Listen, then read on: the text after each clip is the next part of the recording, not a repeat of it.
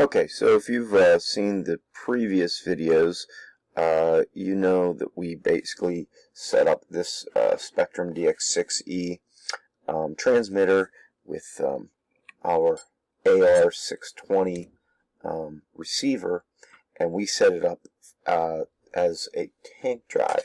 So that means that both up would make the robot go forward, both down make the robot go backward, and moving one up, one down in either way is going to turn one direction or the other.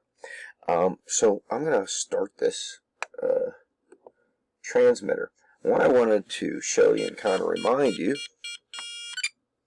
is that hopefully you recall that if you look at our previous videos,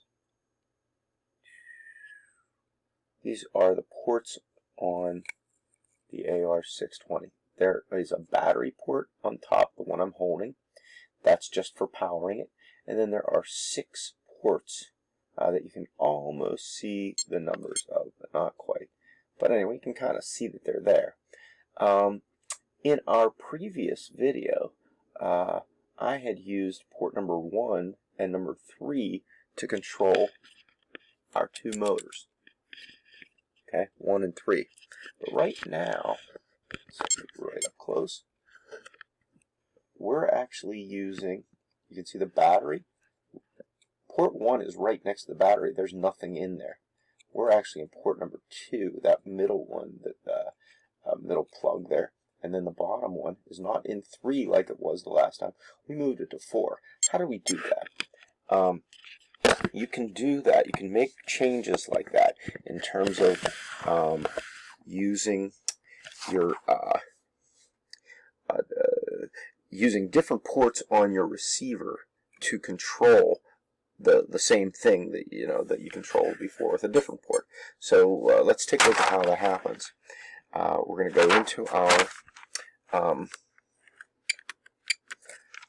go into our receiver and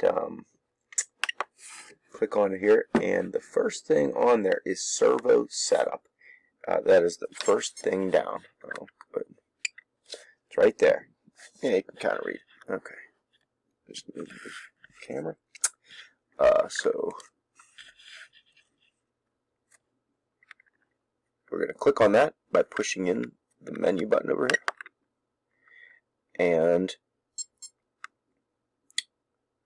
I messed up. We actually need to go further down. Channel assign.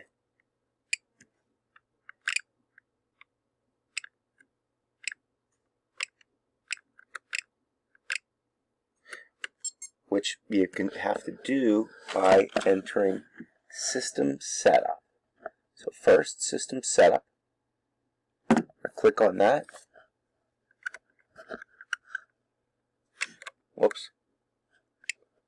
System setup. When we enter system setup, it takes us out of binding, so you can't really control the robot at this point. And in system setup, see there's model select, model name, model type, model name. Let's scroll down further. Channel assign. Okay, that's where we need to go. And you can see on here that we've got number 1, throttle. I changed to inhibit. Here's how that had been for our previous model. Throttle had been throttle, which makes sense. But I changed that to inhibit, which means basically turn it off. And I went to aileron and changed aileron from what had been aileron. AILE had been aileron, but I changed that to throttle so that because if you looked at our previous video before, this toggle corresponded to throttle, and we checked that on the monitor port.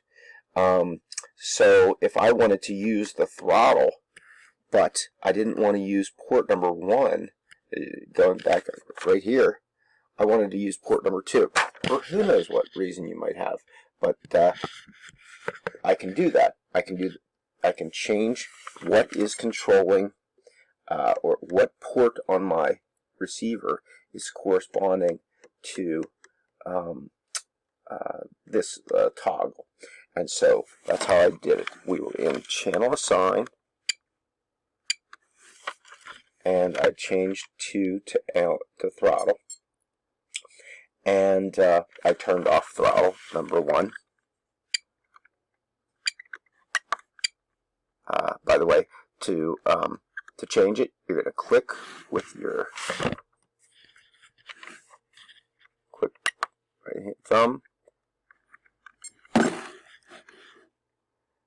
scroll.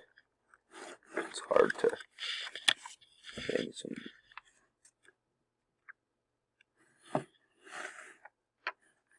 Scroll until we get what we want. And I'm going to change throttle back to throttle. I'm going to go and change aileron back to aileron. Change for the elevator, which, if you watch the previous video, that was our right side toggle. Change that back to elevator. There it is. Click to select it. Let's change 4, which is rudder, and make that instead of elevator. Gotta select it, scroll, and change it back to rudder. Now if I go back to list, and go back, scroll all the way to main,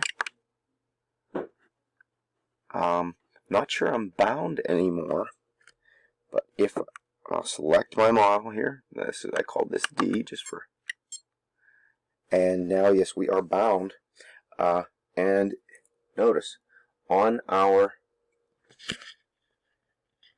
what's it called, port, we are in ports 2 and 4, but we changed this using our channel select before back to ports 1 and 3, so if I hit this, not moving anymore. And if I move my this right hand side toggle, not moving anymore. Let's change our ports on the receiver. Sure, well, you'll be able to see this.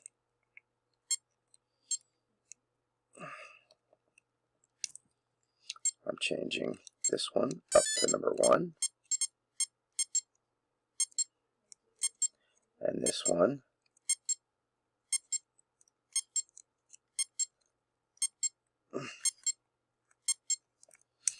I guess we didn't use that port very often because it was really tight. Now we're in 1 and 3. You can see that. Moved it back to ports 1 and 3. And now let's check our. Actually moves. We're going to have to rebind. So let's exit.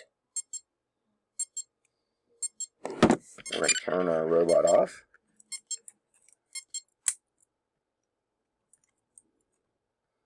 Turn back on.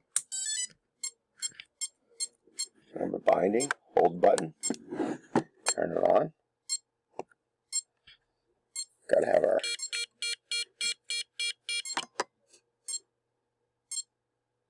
bind failed because I didn't turn this. Let's power this off. I can't try to bind until I hit my button here. Right there. If I hit this, let's turn it back off. Turn it back on. Hit our button. There we go. Now it's blinking. Hold our button.